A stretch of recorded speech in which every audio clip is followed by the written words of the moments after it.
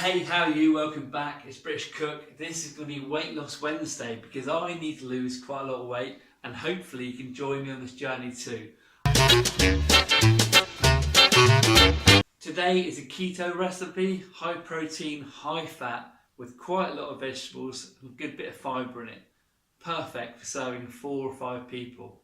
So this is going to be my version of a green Thai curry that's quick to make at home, easy to make and brilliant for a keto diet. Also, don't forget about Sunday Savers. I've got a video coming out every Sunday showing how to make a nice, low-cost, budget meal.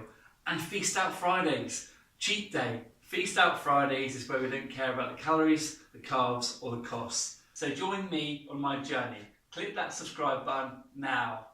And don't forget, please share this on Facebook, on Twitter, with family or with your friends. Thank you. So ingredients, we've got 3 chicken breasts, coconut milk, that's a whole can of it, some green Thai curry paste that saves a lot of time, some light soy sauce, apple cider vinegar, 2 red sweet peppers, and over here we've got 1 teaspoon of chili flakes, 1 teaspoon of ginger, and 2 teaspoons of garlic granules. So here we've got around about 3 cups or 400 grams of mixed veg.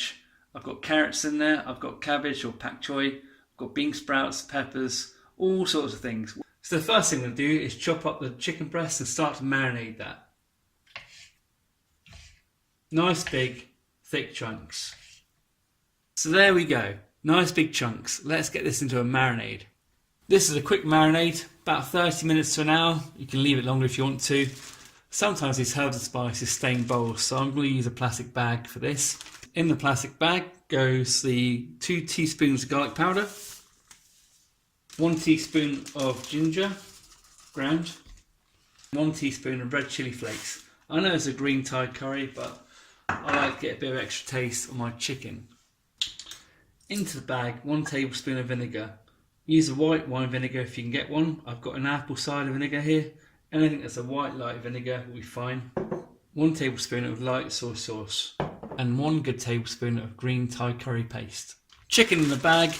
Make sure you give it a good mix around, then pop it in the fridge for at least half an hour to marinate.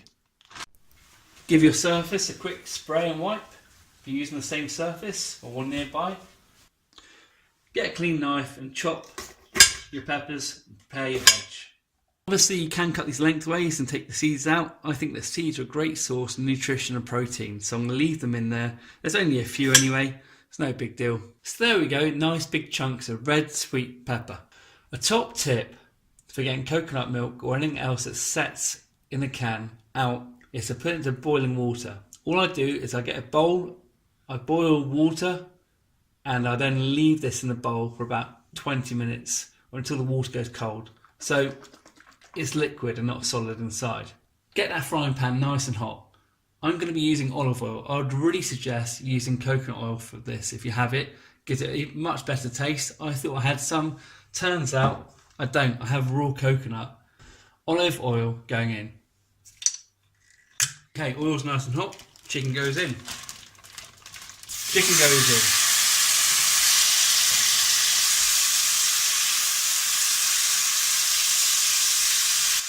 This smells lovely. It's really worth doing.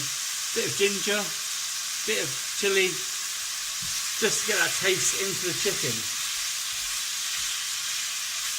If this type of cooking is the type of thing that you enjoy, then click that subscribe button down below. That's bubbling away nicely. Let's get those red peppers in.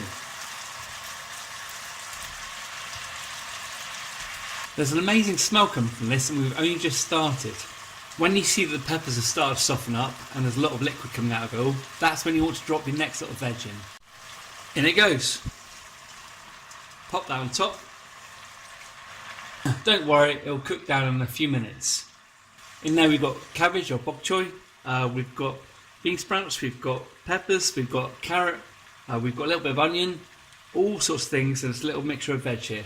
So that's all bubbling away nicely now. And if this is the sort of food that you enjoy to eat, please click the subscribe button.